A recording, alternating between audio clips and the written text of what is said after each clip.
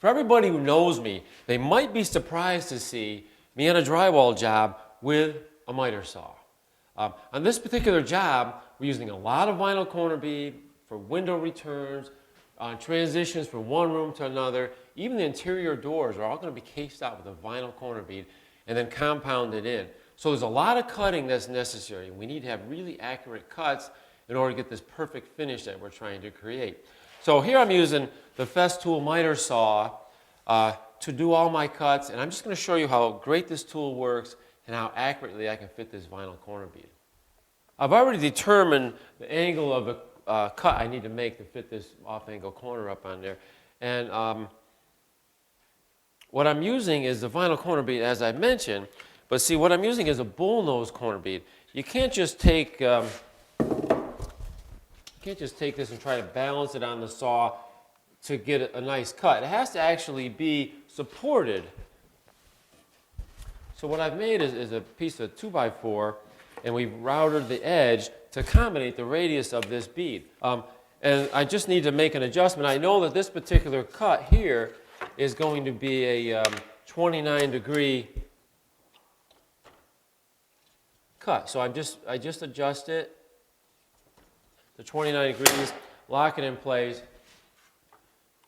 And another nice feature is I actually have the laser light that shines and helps me to line up any cuts I need to make. This is vinyl, and this is a pretty coarse tooth saw. So what I've done is I've actually taken the blade out and turned it backwards, so it's actually spinning backwards, and that really helps eliminate chipping and chattering of the blade as it goes through the bead.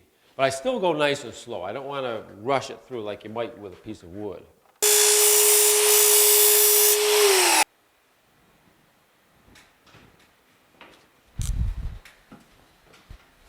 Just a little bit long, so I'm going to trim a little bit more off the end of it.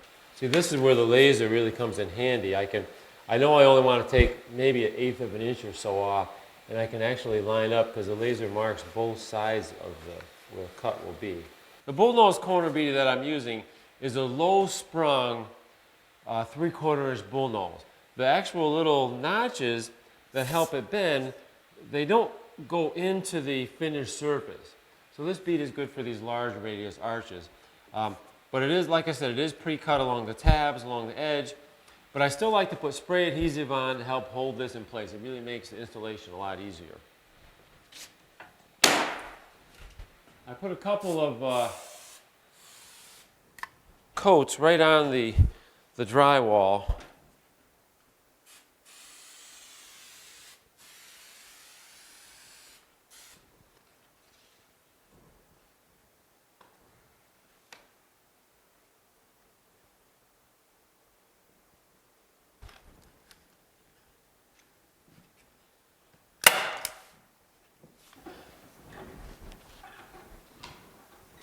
The best way to actually attach a bead to an archway is to install the bead on the arch first and then put your verticals fit up to it. Because if I tried to fit this sprung arch in with both verticals already on, it'd be really difficult to get that exact tight fit. So I'm going to install this and then fit the verticals up to this one.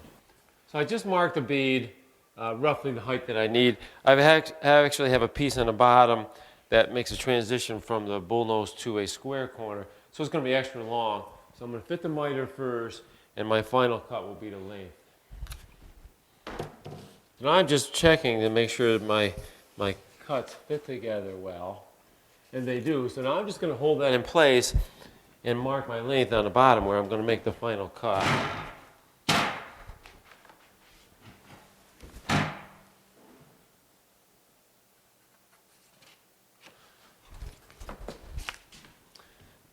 Now this is just going to be a 90-degree cut, so I'm just going to reset the miter saw.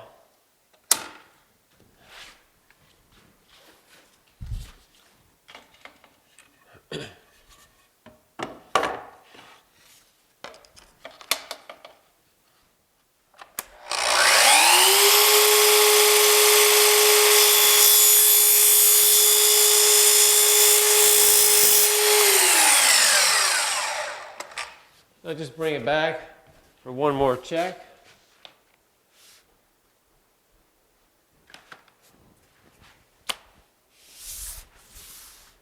Everything's fitting good, so I'm ready to put some adhesive on and finish installing this corner.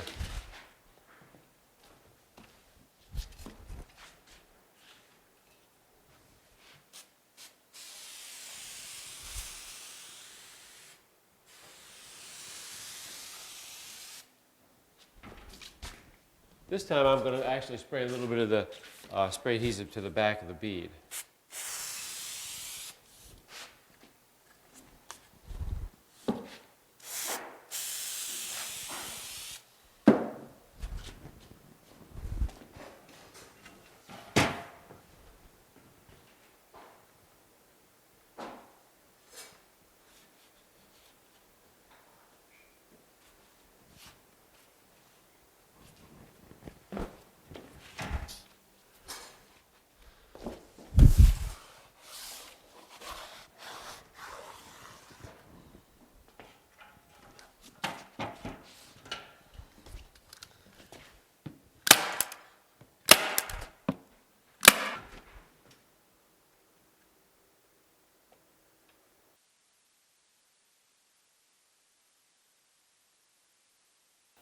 I like how easy the Festool Miter saw is to disassemble and just move from room to room, because when I'm cutting the corner bead, I want to have the saw real handy so I'm not walking across the whole house for each cut.